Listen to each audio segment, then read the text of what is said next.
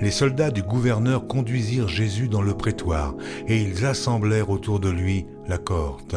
Ils lui ôtèrent ses vêtements et le couvrirent d'un manteau écarlate. Ils tressèrent une couronne d'épines qu'ils posèrent sur sa tête et lui mirent un roseau dans la main droite. Puis, s'agenouillant devant lui, ils le raillaient en disant « Salut, roi des Juifs !» Arrivés au lieu nommé Golgotha, ce qui signifie lieu du crâne, ils lui donnèrent à boire du vin mêlé de fiel.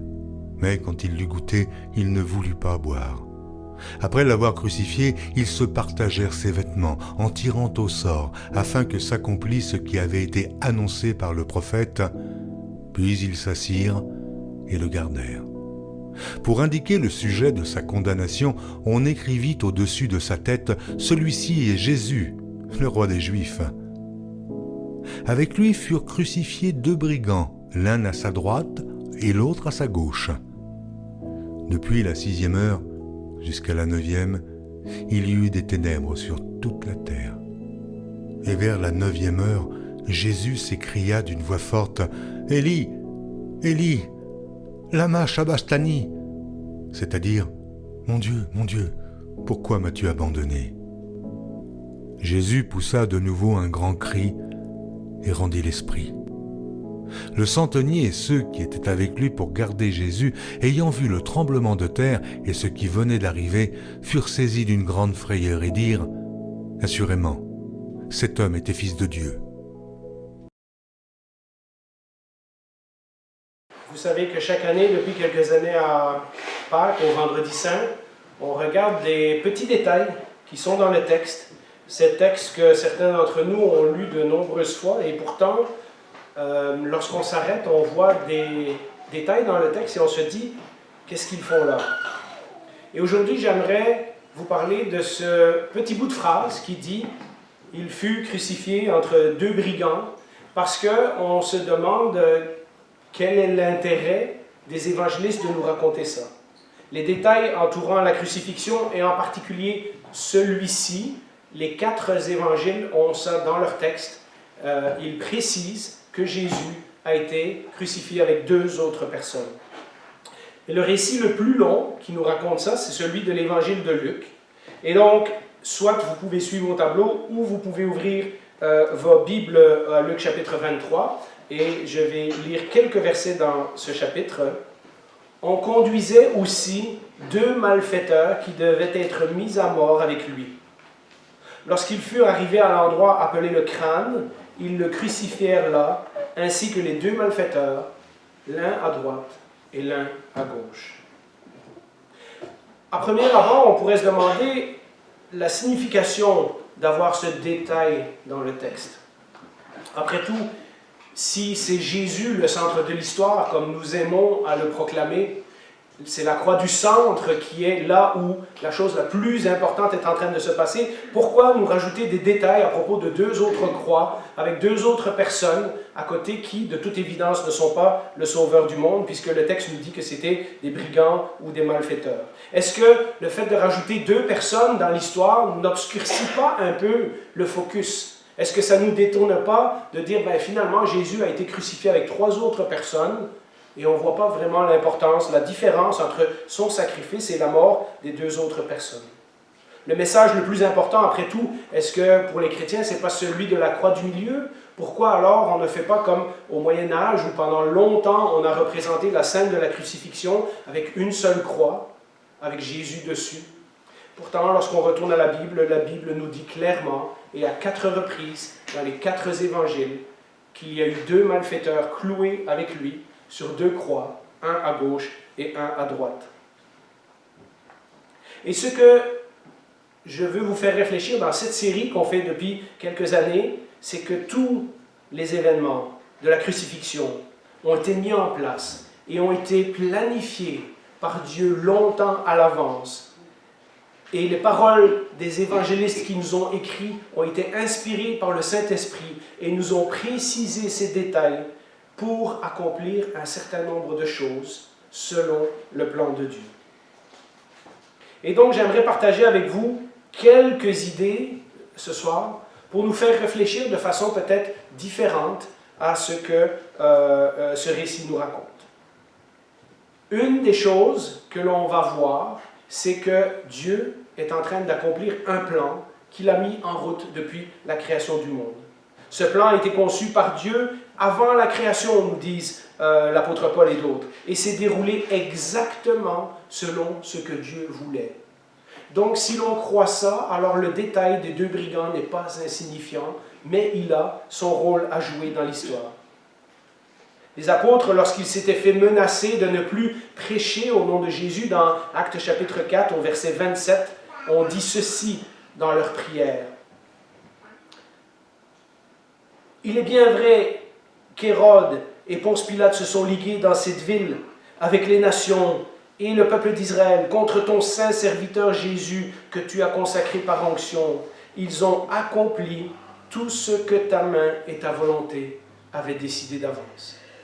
Et donc, si on prend ces versets littéralement, eh bien, il nous faut dire que le détail des 2 brigands sur la croix n'est pas anodin, mais il fait partie du plan de Dieu.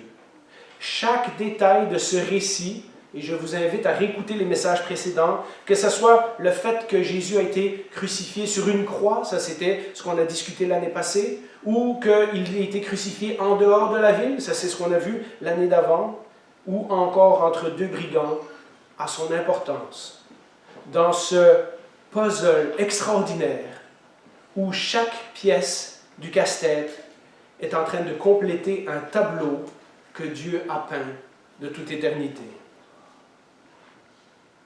La deuxième raison pourquoi ces détails sont dans le texte, ce n'est pas simplement pour accomplir le plan de Dieu, et je vous laisse réfléchir, vous avez peut-être d'autres versets qui vous viennent en tête, qui parlent du plan que Dieu avait fait de tous les temps, et donc je vous laisse réfléchir à ces versets-là, je vous laisse méditer sur ces choses-là, mais la deuxième chose, c'est évidemment les prophéties accomplies.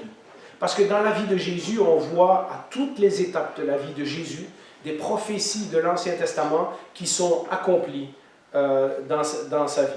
Il y a plusieurs centaines, j'entendais quelque part quelqu'un qui me disait cette semaine qu'il y a plus de 1200 allusions à l'Ancien Testament dans les 4 évangiles. Il y a au moins 300 prophéties, selon les experts, qui se sont accomplies dans la vie de Jésus sur terre quand on lit les 4 évangiles.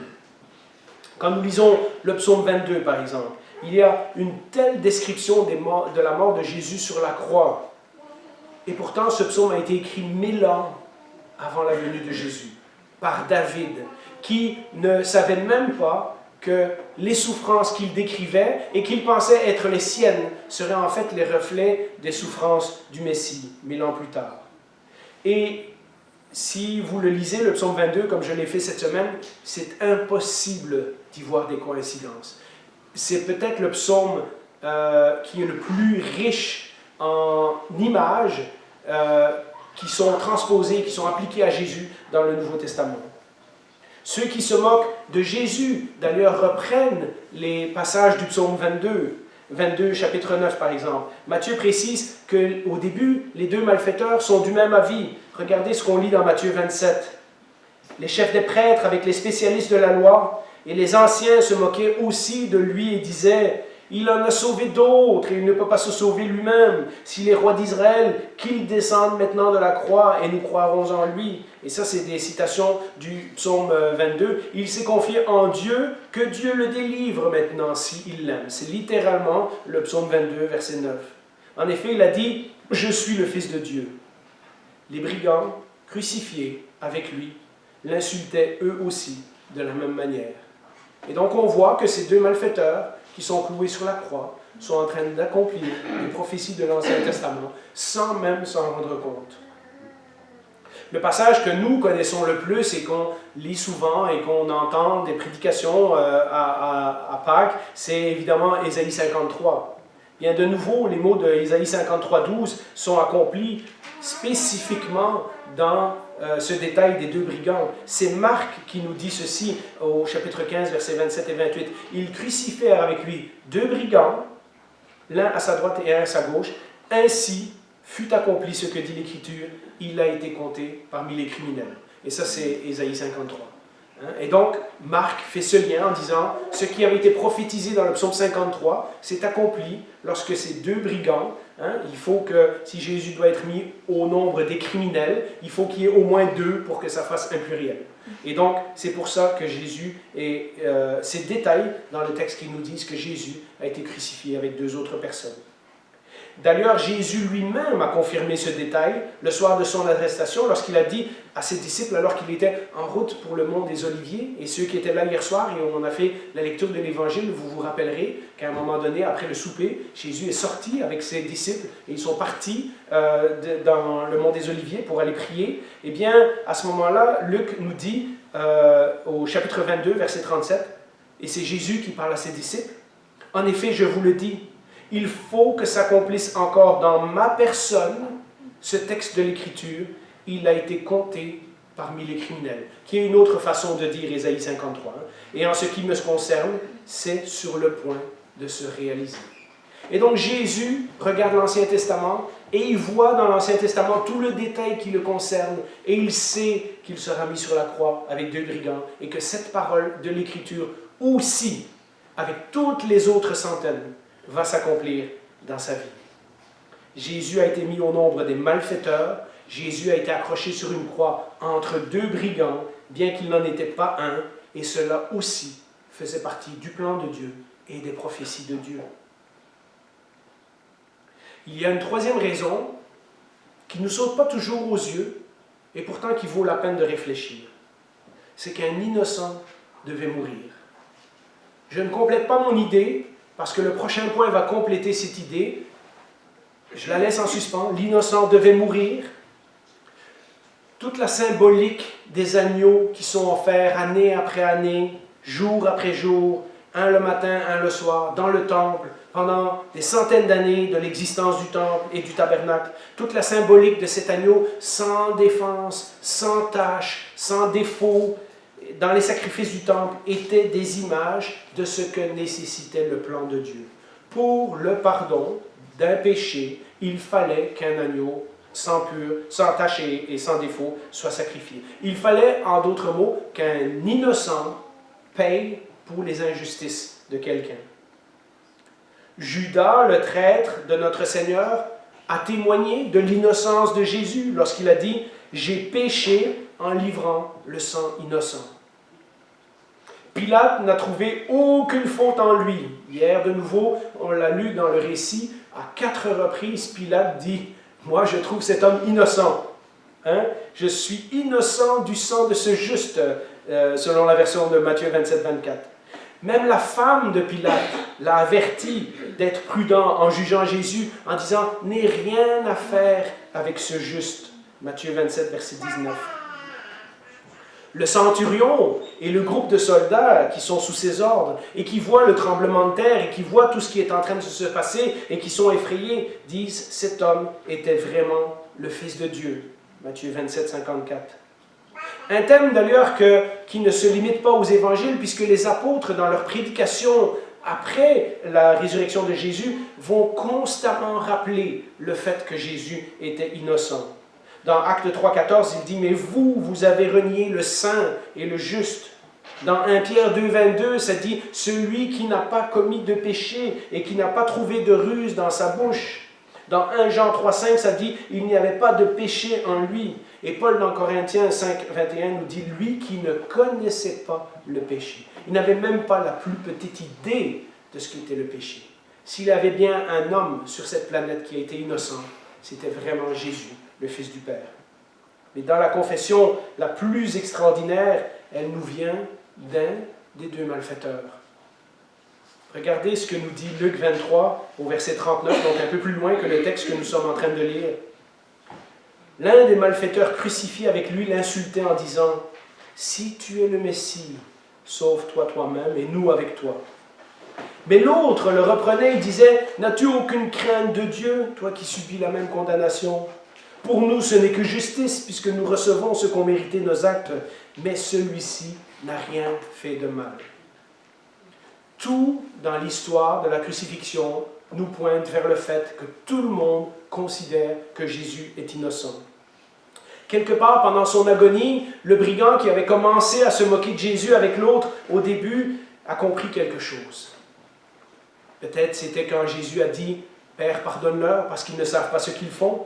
Mais c'est clair qu'ils connaissaient au moins Jésus de réputation, puisque tout le pays le connaissait. On l'a vu abondamment le dimanche matin dans notre série. On sait que la réputation de Jésus s'était répandue partout, puisque même lorsqu'il ne venait pas à Jérusalem, les gens l'attendaient avec impatience et se demandaient pourquoi il n'arrivait pas.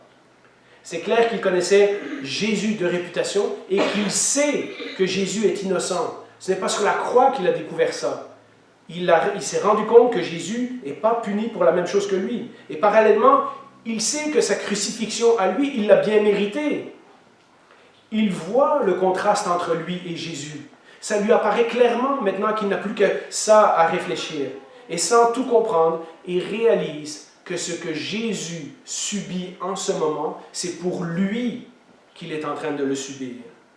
Sinon, comment comprendre la suite de ces mots? Au verset 42, il dit à Jésus, « Seigneur, souviens-toi de moi quand tu deviendras régner. » Jésus lui répondit, « Je te le dis en vérité, aujourd'hui tu seras avec moi dans le paradis. » Et cela nous amène à la quatrième raison. Et c'est pour ça que j'ai laissé ça en suspension tantôt. L'innocent devait mourir à ma place.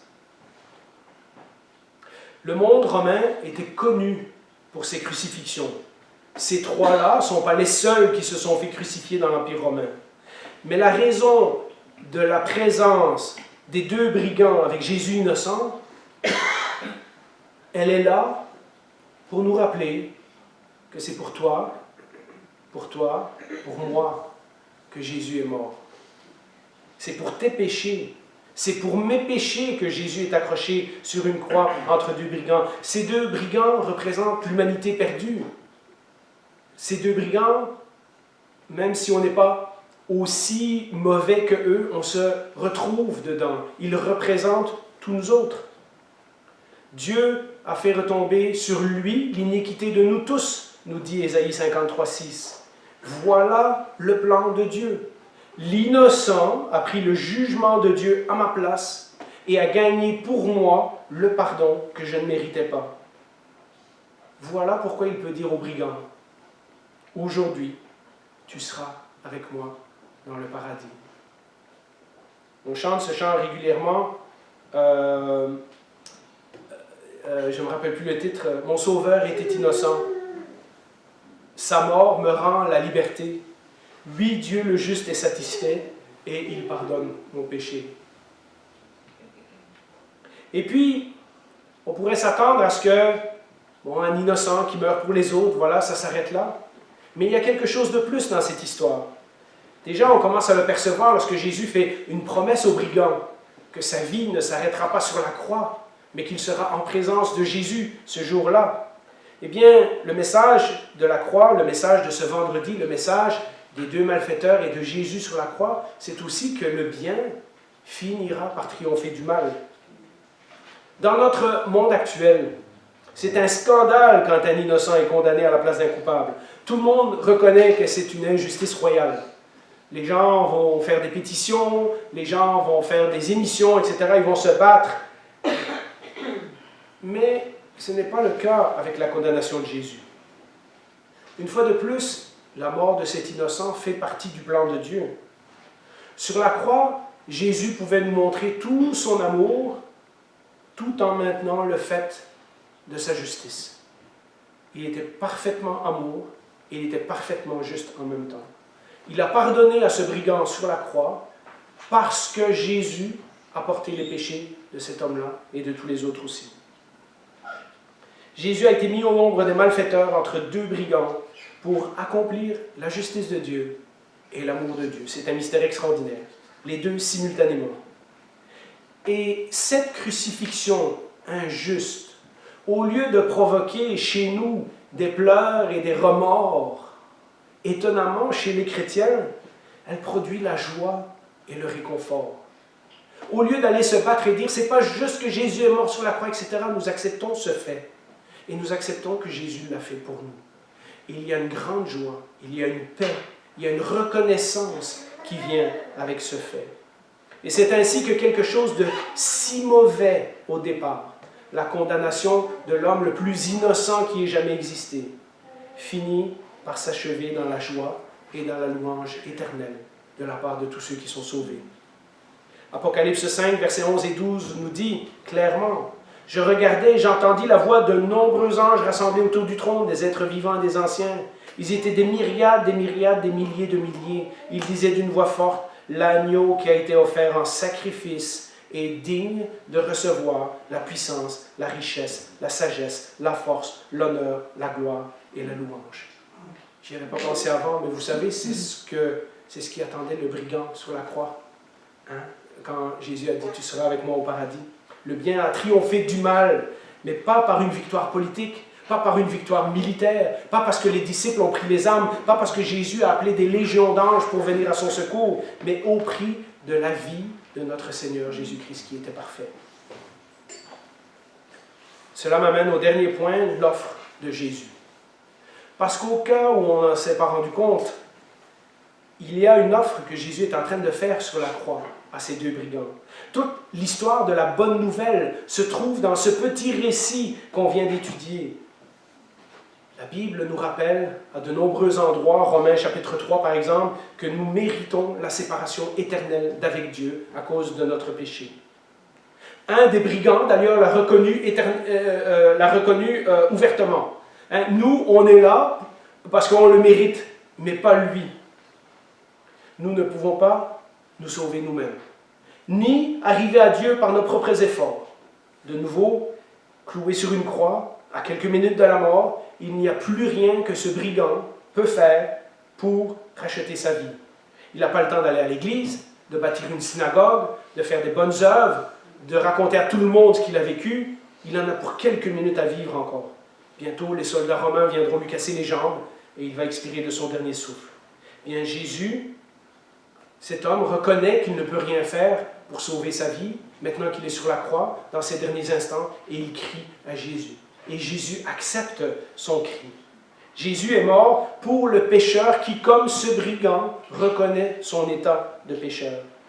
Les deux criminels, dans ce cas-là, représentaient le pire de ce que l'humanité avait à cette époque-là. Vous savez, on ne mettait pas sur la croix des petits criminels. C'était des gens qui avaient été probablement accusés d'un crime grave. Et Jésus est mort pour eux. Mais ces deux criminels représentent aussi chacun de nous, d'une certaine façon. Nous savons que seul Jésus peut sauver. Un des deux malfaiteurs demande à Jésus de se prouver, sans savoir que cet homme, ce Jésus est le Fils de Dieu, qu'il pourrait faire venir des légions d'anges, etc. Descend de la croix, montre-nous, sauve-nous, nous aussi, tant qu'à y être. Il ne comprend pas que si Jésus faisait ça, alors il n'aurait aucune chance d'avoir la vie éternelle. Alors il n'aurait aucune chance que ses péchés soient pardonnés. Il n'aurait aucune chance d'être ce soir-là avec Jésus dans le paradis. Et l'autre a compris ce que Jésus est en train de faire. Et finalement, lorsqu'on regarde ces deux hommes, eh bien nous nous rendons compte que l'appel de Jésus est encore là. Nous aussi, nous avons un choix à faire face à Jésus. Le fait que le premier brigand ait choisi de rejeter Jésus alors qu'il est lui-même torturé sur une croix pour un crime, c'est déjà étonnant. Se moquer de quelqu'un qui est en train de subir le même sort que toi, c'est un petit peu arrogant. Il choisit de se joindre à la foule et de se moquer de Jésus, de se moquer du Sauveur, alors que l'autre brigand, juste à côté, est en train de se repentir. Mais le fait que le second brigand, souffrant horriblement également sur une croix pour un crime qu'il a commis, qu'il ait entendu la voix de l'Esprit de Dieu sur la croix à ce moment-là, qui lui a dit « Confie ta vie à Jésus pour le pardon de tes péchés », et qui, à la veille de mourir, dans un dernier sursaut de désespoir, se jette aux pieds de Jésus et dit « Seigneur, souviens-toi de moi lorsque tu viendras dans ton règne. » C'est aussi quelque chose d'absolument incroyable, mais dans le bon sens. Cette histoire nous enseigne qu'il n'est jamais trop tard pour donner notre vie à Jésus. Ce plan de Dieu était parfait. Il n'y a pas d'autre évangile. Toute la vérité de la parole de Dieu est là. Il n'y a pas d'autre message. Il n'y a pas d'autre moyen d'être sauvé. Jésus exige encore aujourd'hui, lorsque nous lisons cette histoire, notre attention et il exige une réponse de notre part. Soyons sûrs aujourd'hui que nous avons donné la bonne réponse.